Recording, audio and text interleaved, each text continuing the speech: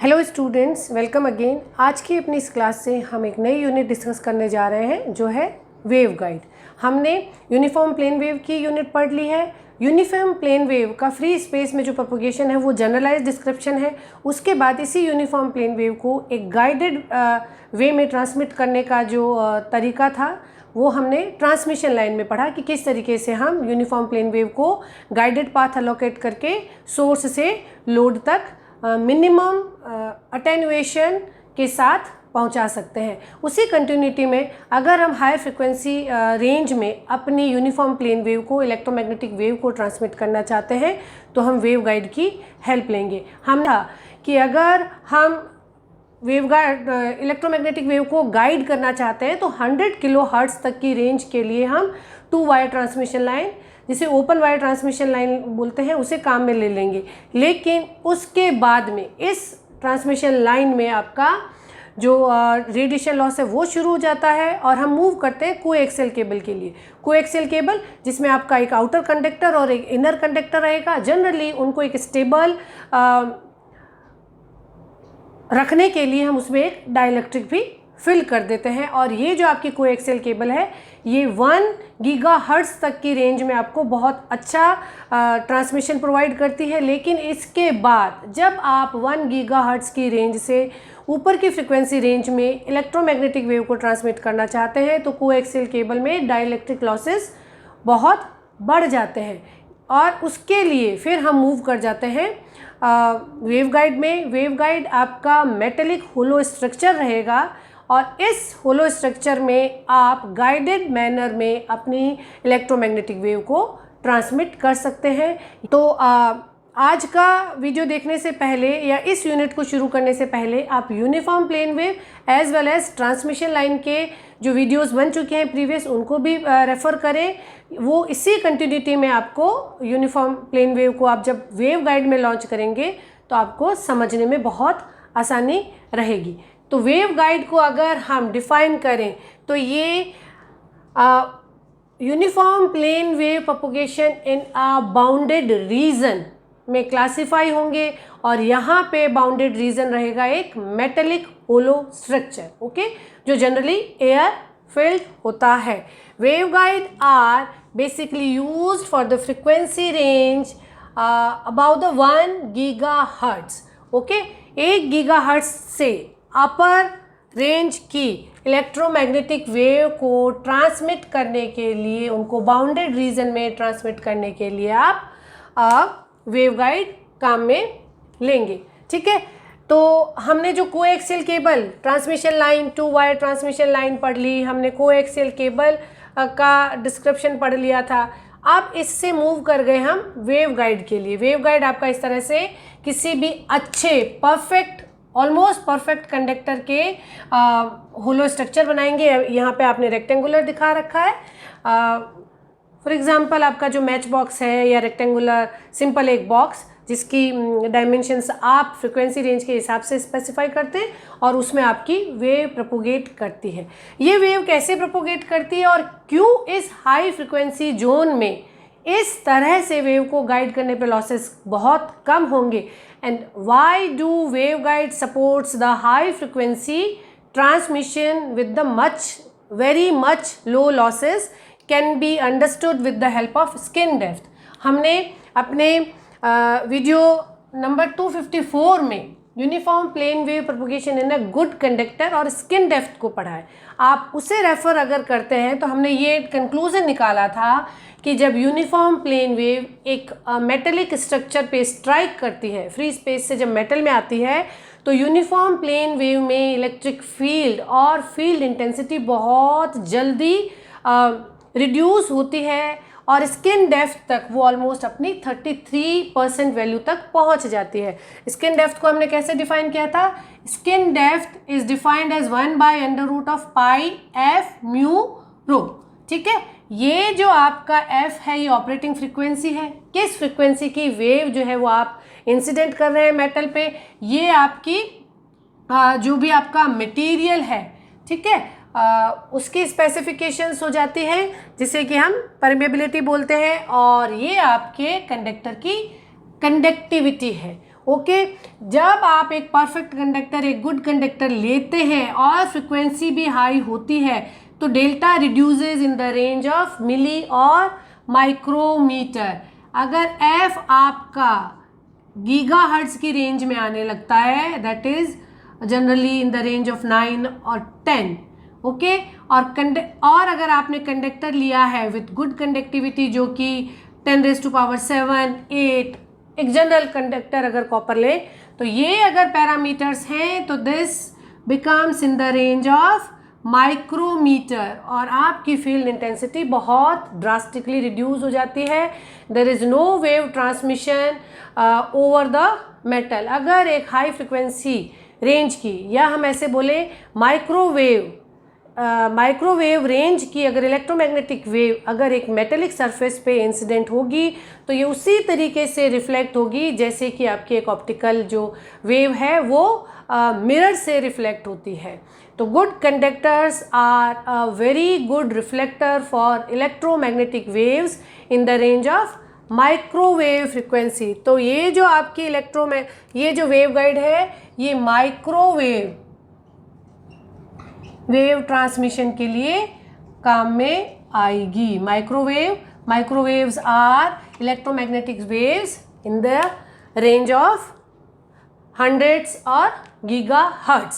Okay 100 gigahertz range की जो frequency आपको ट्रांसमिट करनी है उन्हें हम वेव गाइड से ट्रांसमिट करेंगे। तो यहाँ पे हमने एग्जाम्पल भी लिया था कि अगर हम एक कॉपर लें जिसकी कंडक्टिविटी 5 × 10⁷ सीमेंस पर मीटर है और mu is almost equals to μ0, तो किस तरह से फ्रिक्वेंसी के साथ इसकी स्किन डेप्थ इंक्रीज होगी देखते हैं।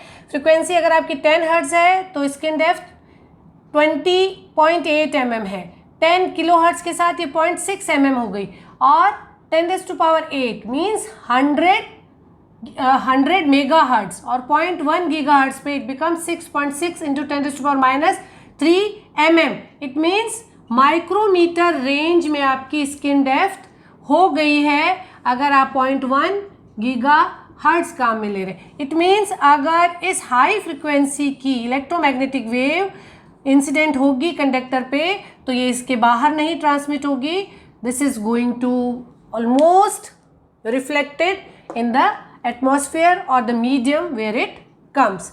तो यही स्किन डेप्थ का फिनोमिना काम करता है जब हम मेटल लेके अपनी जो हाई फ्रिक्वेंसी रेंज की इलेक्ट्रोमैग्नेटिक वेव है उसे हम गाइड कर सकते हैं। हमें पता है कि अगर हाई फ्रिक्वेंसी रेंज की इलेक्ट्रोमैग्नेटिक वेव या माइक्रोवेव फ्रिक्वेंसी की रेंज की वेव इस पे इंसिडेंट होगी तो वो कंडक्टर में से नहीं पास होगी, ऑलमोस्ट माइक्रोमीटर रेंज तक वो इनर साइड में वो यहाँ पे ट्रांसमिट होगी और उसके बाद इलेक्ट्रिक फील्ड 0 हो जाएगा और बाकी जो है वो रिफ्लेक्ट बैक हो जाएगी।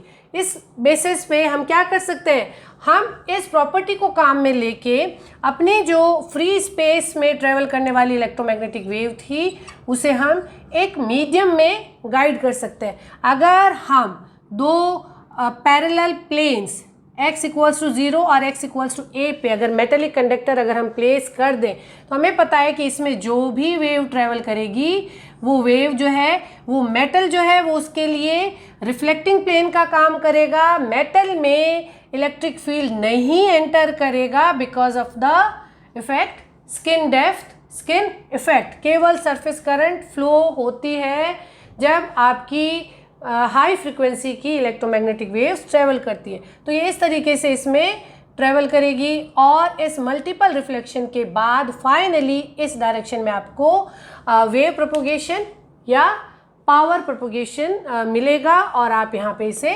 रिसीव कर सकते हैं। ये जो पैरेलल प्लेन गाइडेड रीजन है इसमें आपने दो एक्स की डायरेक्शन में लिमिटेड प्लेन्स रखे हैं x = 1 और x = 0 तक, और हमने ये इमेजिन किया है कि ये y में इनफाइनाइट y कोऑर्डिनेट में इनफाइनाइट डायमेंशन का है और z में भी इनफाइनाइट डायमेंशन का है, केवल हमने x जोन में उसको कन्फाइन कर लिया। तो ये पैरेलल प्लेन गाइडेड रीजन हो जाता है।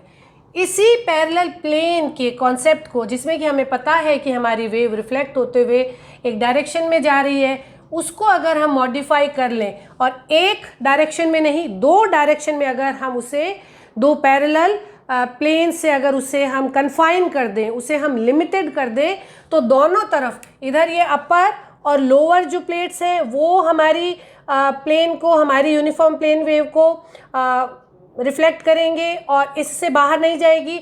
एज वेल एज इस डायरेक्शन में भी अगर हम दो कंडक्टर की प्लेट्स लगा देंगे और इस तरीके से एक होलो अगर हम रेक्टेंगुलर स्ट्रक्चर बना देंगे तो एक ही डायरेक्शन में हमारी वेव जो है वो प्रोपोगेट करेगी। और ये जो रेक्टेंगुलर टाइप का आपने दो लिमिटेड डायरेक्शंस के या दो लिमिटेड एक्सेस पे आपने जो स्ट्रक्चर बनाया है उसे आप वेव गाइड कहते हैं। यहाँ पे ये जो एग्जाम्पल है ये रेक्टेंगुलर वेव गाइड का है, जिसमें कि वेव गाइड का फेस रेक्टेंगुलर शेप में है। x इक्वल्स टू 0 से लेके x इक्वल्स टू a के बीच में दो आपके पैरेलल कंडक्टर की प्लेट्स है, as well as y equals to 0 और y इक्वल्स टू b पे भी आपने दो पैरेलल कंडक्टर्स लगा दिए हैं। एक मैच बॉक्स को इमेजिन कीजिए लॉन्ग डायमेंशन के साथ, और ये z डायरेक्शन में वहाँ तक है जहाँ तक कि आपको अपनी वेव ट्रांसमिट करनी। ये स्ट्रक्चर रेक्टेंगुलर भी हो सकता है एज वेल एज ये सर्कुलर भी हो सकता है, जिसमें एंट्री जो आपकी हो रही है वो एक सर्कुलर शेप की होलो वेवगाइड से हो रही है। यहाँ पे हमने ये जो वेवगाइड डिज़ाइन की है, वेवगाइड बेसिकली 1 गीगाहर्ट्ज़ से अबाव फ्रिक्वेंसी को ट्रांसमिट करने के लिए काम में आती है।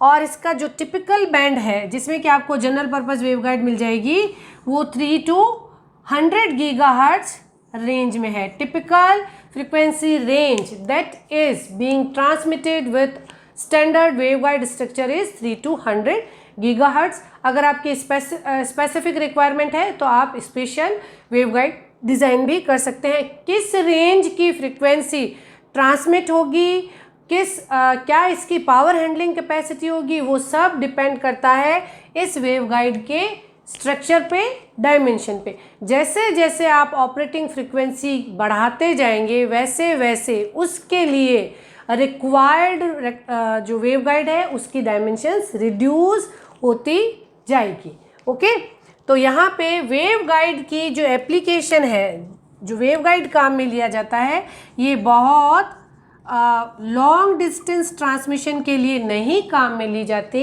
ये जनरली आपके हाई फ्रिक्वेंसी जोन के जो ट्रांसमीटर और रिसीवर है उससे एनर्जी को एंटीना तक ट्रांसमिट करने के लिए काम में आती है। ये जो आपको माइक्रोवेव रेंज का ट्रांसमीटर या रिसीवर है, वो ट्रांसमीटर और रिसीवर फाइनली फ्री स्पेस में एनर्जी को, उस वेव को ट्रांसमिट करेगा और वो वेव जो है वो जनरली फ्री स्पेस से ट्रेवल करके रिसीवर तक सेकेंड एंड पे पहुंचती है। तो ट्रांसमीटर से एंटीना तक वेव प्रोपोगेशन के लिए जनरली हम वेवगाइड काम में लेते हैं। ये आपका ट्रांसमीटर और रिसीवर है, ये आपका वेवगाइड स्ट्रक्चर होगा, ये आपका ट्रांसमिटिंग एंटीना है। रिसीवर साइड में ये आपका रिसीविंग एंटीना हो जाएगा और ये रिसीवर हो जाएगा। तो वेवगाइड माइक्रोवेव रेंज की वेव्स को रिसीवर और ट्रांसमीटर से एंटीना तक फीड करने के लिए काम में लिया जाता है। आप वेवगाइड को हंड्रेड्स ऑफ किलोमीटर्स की रेंज में वेव ट्रांसमिशन के लिए जनरली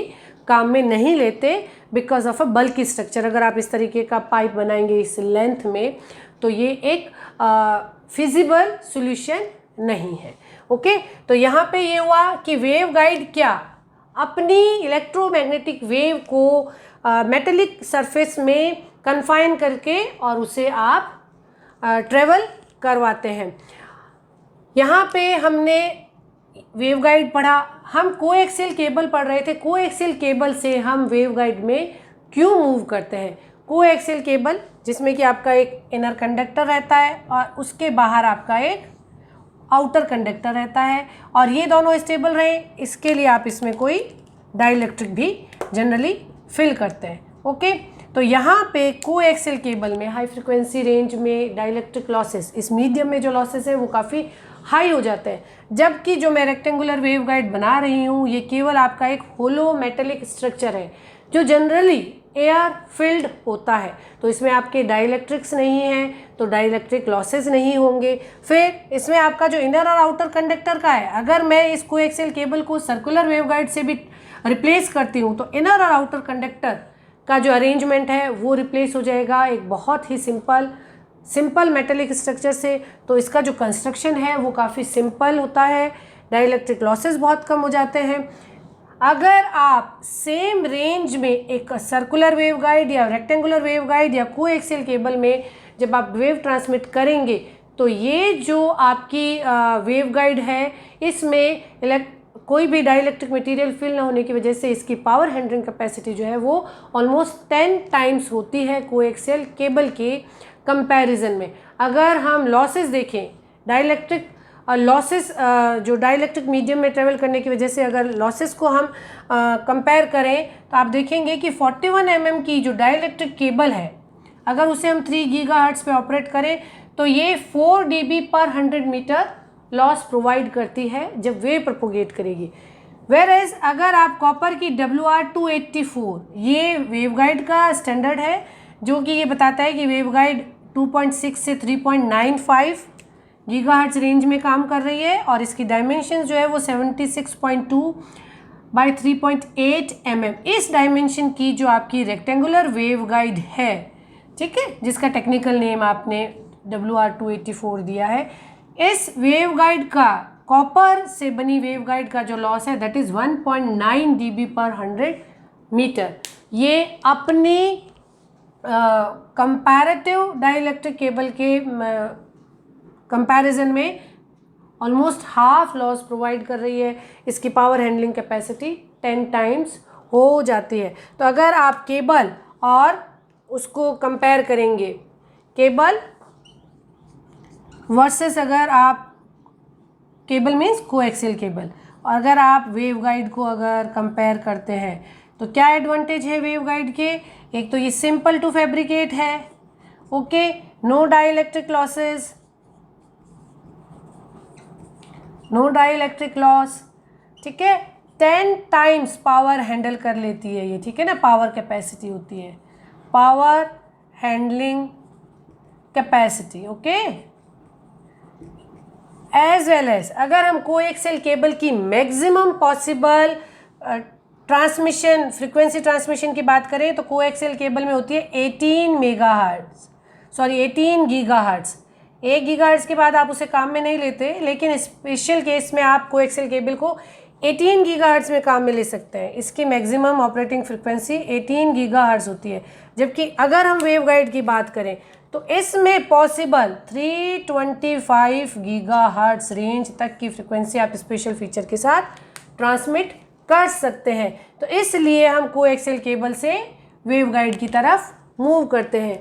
ये जो हमने रेक्टेंगुलर वेवगाइड बना लिए, मोस्ट ऑफ द टाइम हम जो फिनोमेना डिस्कस करेंगे जो हमारे एग्जामिनेशन में बार बार पूछे जाते हैं वो हमारा रेक्टेंगुलर वेवगाइड रहेगा। तो हम रेक्टेंगुलर वेवगाइड को डिटेल में पढ़ेंगे, एज वेल एज हम कंक्लूडिंग फॉर्मूलाज सर्कुलर वेवगाइड के लिए भी पढ़ लेंगे। अब ये जो हमने वेवगाइड बना ली है, इस वेवगाइड में जब हम इसको स्टडी करेंगे तो हम वोल्टेज और करंट इक्वेशन की जगह इलेक्ट्रिक फील्ड और मैग्नेटिक फील्ड को डिस्कस करेंगे। इलेक्ट्रिक फील्ड और मैग्नेटिक फील्ड जब एक मेटल पे इंसिडेंट है तो क्या बाउंड्री कंडीशन सेटिस्फाई होनी चाहिए, मैक्सवेल इक्वेशंस में क्या मॉडिफिकेशन होंगे, वो सब हमें पढ़ना होगा जब वेव प्रोपोगेट कर रही है। फॉर एग्जांपल अगर वेव जेड डायरेक्शन में प्रोपोगेट कर रही है तो किस तरीके से हमारा कौन कौन से टाइप के मोड प्रोपोगेट कर सकते हैं, TEM मोड क्या है, क्या वो रेक्टेंगुलर वेवगाइड में पॉसिबल है, TE ट्रांसवर्स इलेक्ट्रिक जो मोड है वो क्या है, TM ट्रांसवर्स मैग्नेटिक जो मोड है वो क्या है, TEMN जो एक जनरलाइज डिस्क्रिप्शन है उसमें क्या स्पेसिफिकेशंस आ जाएंगी, किस तरीके से इलेक्ट्रिक फील्ड बनेगा वेव प्रोपोगेशन के साथ, किस तरीके से मैग्नेटिक फील्ड बनेगा, वो सब हमें डिटेल में पढ़ने होंगे। किस तरीके से किसी भी वेवगाइड के लिए डोमिनेट मोड क्या होता है, वो डोमिनेट मोड किस किस पे डिपेंड करता है, फेज वेलोसिटी क्या होती है, ग्रुप वेलोसिटी क्या होती है, उसके अलावा कट ऑफ वेवलेंथ क्या होगी, ये सारे डिफरेंट पैरामीटर्स हमें अपनी एक रेक्टेंगुलर वेवगाइड पे स्टडी करने होंगे। तो आज के इंट्रोडक्शन पार्ट जिसमें कि हमने ये पढ़ा कि किस तरीके से एक आपका क्लोज्ड मेटेलिक सरफेस जो है या मेटेलिक जो रीजन है वो माइक्रोवेव रेंज की फ्रीक्वेंसी को कन्फाइन कर सकता है, एक गाइडेड पाथ एलोकेट कर सकता है, तो उसे हम वेव गाइड बोलते हैं। एक एक करके हर इम्पॉर्टेंट टॉपिक को हम अपने अपकमिंग वीडियोस में पढ़ते जाएंगे। आई होप आप इमेजिन कर पाए कि वेव गाइड क्यों बनी और किस तरीके से ये हमारे लिए यूज़फुल है, क्या उसके एडवांटेजेस हैं, ये आपको अच्छे से समझ आ गए होंगे। Keep learning, keep watching. Thank you.